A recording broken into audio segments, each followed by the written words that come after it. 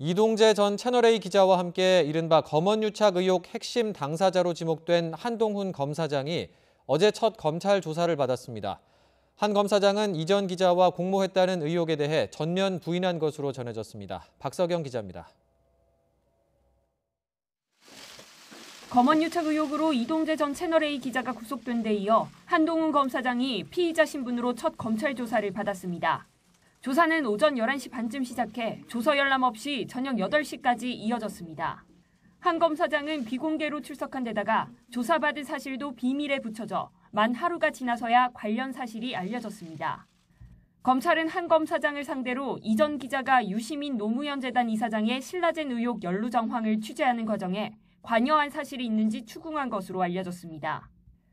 지금까지 자신은 취재 과정에 전혀 관여하지 않았다고 주장해온 한 검사장은 검찰 조사에서도 공모 관계를 전면 부인한 것으로 전해졌습니다.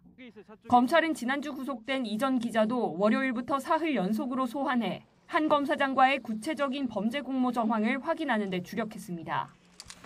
이 전 기자는 이철전 밸류인베스트 코리아 대표에게 편지를 보낸 뒤 지인으로 알려진 제보자를 만나 한 검사장과의 친분을 내세우면서 협박성 취재를 한 혐의로 지난 17일 구속됐습니다.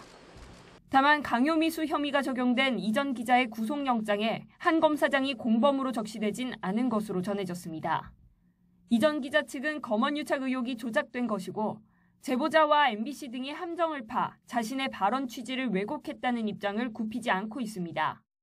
이 전 기자와 한 검사장의 범죄 공모 의혹을 둘러싼 진실 공방은 모레 열릴 예정인 검찰 수사심의위원회에서 정점을 찍을 것으로 보입니다. 수사 타당성과 수사 계속 여부 등을 논의하는 심의위에는 이 전 기자와 한 검사장을 비롯해 관련 의혹을 폭로한 이철 전 대표 등 당사자들이 직접 출석할 예정입니다. 검찰은 수사심의위원회가 열린 이후 한동훈 검사장의 신병 처리 방향 등을 결정할 것으로 보여 심의위에서는 재판만큼이나 뜨거운 논쟁이 오갈 것으로 예상됩니다. YTN 박석영입니다.